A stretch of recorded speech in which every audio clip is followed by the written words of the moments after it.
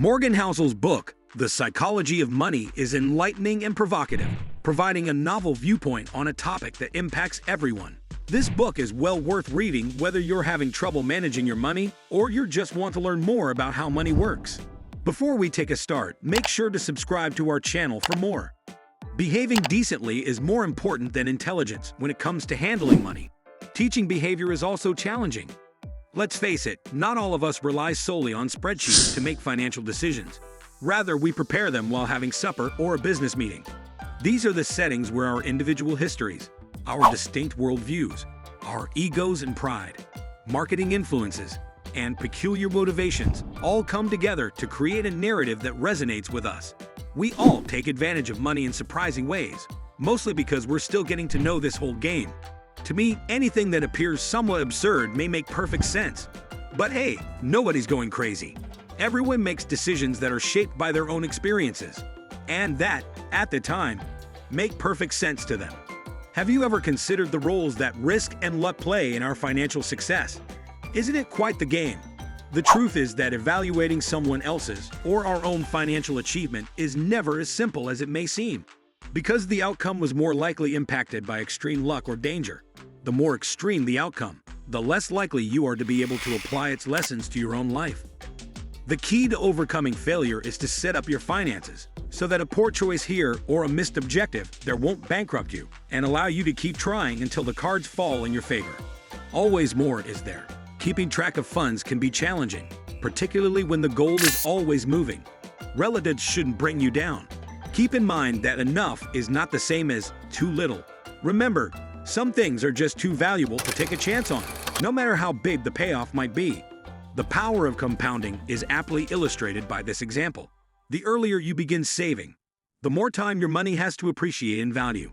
The path from acquiring wealth to preserving it. Retaining riches doesn't require bold exploits. Rather, it requires modesty and a good dosage of dread, serving as a constant reminder that things can change rapidly. It's about living a humble life and realizing that good fortune plays a part in your achievement and that past accomplishments don't guarantee future ones.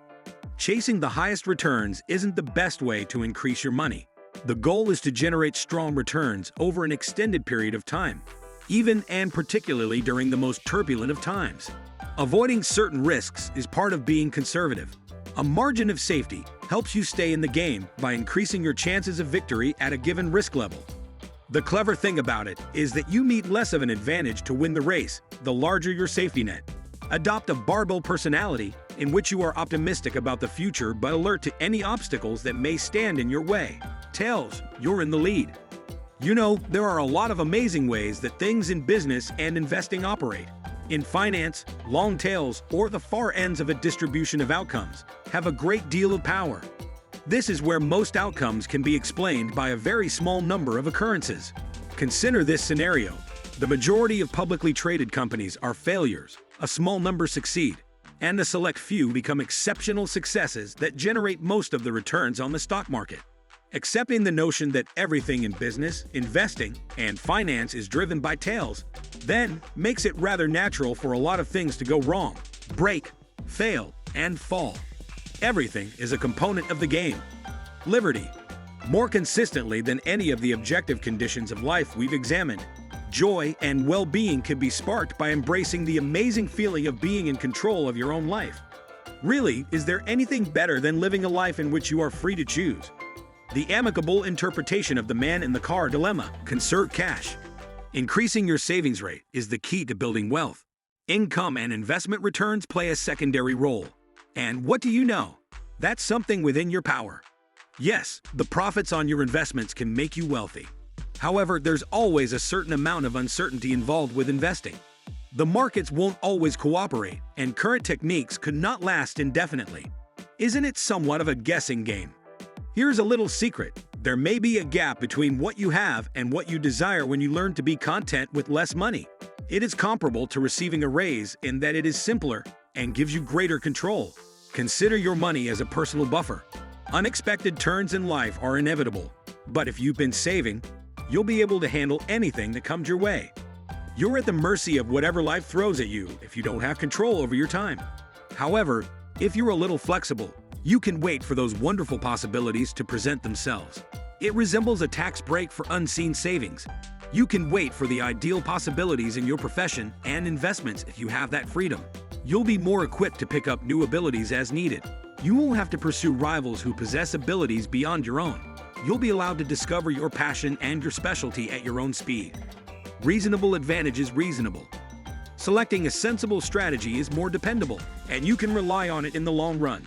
This is particularly valid for how you manage your money. Those astute investors who adhere to their marginally flawed plans. Yes, they possess a covert weapon. Their success is largely attributed to their dedication to these tactics. Not a free lunch per se. Instead of viewing market volatility as a frightening fine, consider it a helpful tollgate. This small change in viewpoint can go a long way toward encouraging you to persevere and let investment do its magic. How differently investors can perceive the same circumstance is fascinating, don't you think? Really, it all comes down to perception. In the event that investors possess varying objectives and time horizons, as they inevitably do across all asset classes, an amount that appears exorbitant to one individual may appear entirely fair to another. This is due to the fact that each investor considers various considerations. Ever ponder the formation of bubbles? It occurs when the attraction of quick profits is so great that a large amount of money is drawn in. This shifts the focus of investors from mostly being long-term to primarily being short-term. This is the point at which bubbles can get really messy. That's the point at which long-term investors, who are typically playing a totally different game, begin to take their cues from those short-term traders. If you're willing to try anything, you are more inclined to believe a story that suggests something might be true when you sincerely want it to be true. Human nature is a fascinating thing. We all have different perspectives on the world. Thus, it makes sense that every one of us has some incompleteness in our perception. But fear not, without our conscious awareness, our minds are excellent at completing the story and filling in the blanks.